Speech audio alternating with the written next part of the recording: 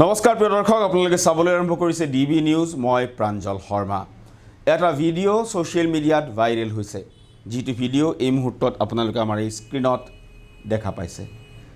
নিশ্চিতভাৱে আপোনালোকে অনুমান কৰিব পাৰিছে এই ভিডিঅ'টোত কাক দেখা পোৱা গৈছে হয় বিধায়ক ৰমাকান্ত দেউৰী ৮ নং মৰিগাঁও সমষ্টিৰ ভাৰতীয় জনতা পাৰ্টিৰ বিধায়ক ৰমাকান্ত দেউৰীৰ এইটো ভিডিঅ'টোত আপোনালোকে কি দেখিছে কেইগৰাকীমান মহিলাই বিধায়কগৰাকীক আগুৰি ধৰিছে আৰু বিধায়কগৰাকীয়ে নিজৰ পকেটৰ পৰা পইচা উলিয়াইছে আৰু এই মহিলা কেইগৰাকীক দিবৰ বাবে সাজু হৈছে আৰু সেই মুহূৰ্ততে এয়া চাওক দেহৰক্ষীয়ে ভিডিঅ' নকৰিবৰ বাবে আহ্বান কৰাৰ লগে লগে ভিডিঅ' মোবাইলৰ কেমেৰাটো তললৈ গুচি আহিছে এইটো দৃশ্য বৰ্তমান ভাইৰেল হৈ পৰিছে সোশ্যাল মিডিয়াত কিহৰ বাবে বিধায়কগৰাকীয়ে এই ধৰণে হাতে হাতে ধন দি ফুৰিছে মৰিগাঁৱৰ বিধায়ক তেখেত ইতিপূৰ্বেও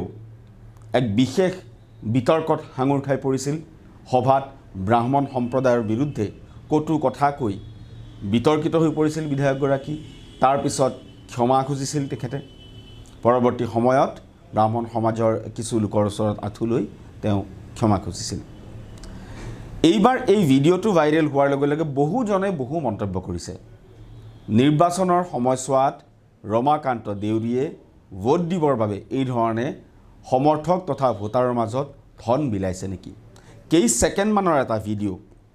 আৰু সেই ভিডিঅ'টোৱে ভাইৰেল হোৱাৰ লগে লগে বিৰোধী শিবিৰৰ পৰা তুমুলভাৱে শ্বেয়াৰ কৰা হৈছে পুনৰবাৰ ট্ৰলিঙৰ সন্মুখীন হৈছে ৰমাকান্ত দেউৰী এই মুহূৰ্তত নিশ্চিতভাৱে আমিও আপোনাক ক'ব নোৱাৰিম এই ভিডিঅ'টোত তেখেতে কি উদ্দেশ্যেৰে ধন বিলাইছে আপোনালোকে ভিডিঅ'টোত কৈ থকা কথাখিনিৰ কিয়দংশ যদি শুনে তেনেহ'লে অনুমান কৰিব যে তেখেতে যিমান ধন দিব বিচাৰে সিমানেই ল'বলৈ ইচ্ছুক এই মহিলা কেইগৰাকী সেই কথাখিনি শুনক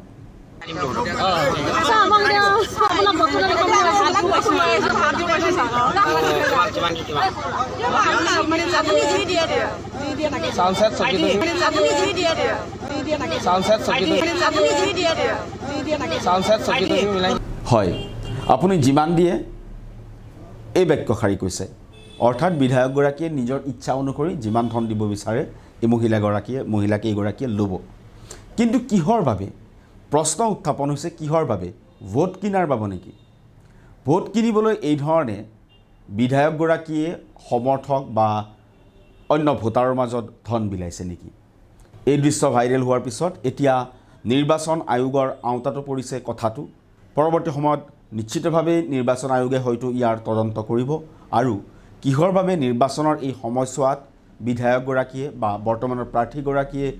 ধন বিলাইছে হাতে হাতে 500 টকীয়া নোট বিলাইছে সেই কথা নিশ্চিতভাৱে নিৰ্বাচন আয়োগে উলিয়াবলৈ সক্ষম হ'ব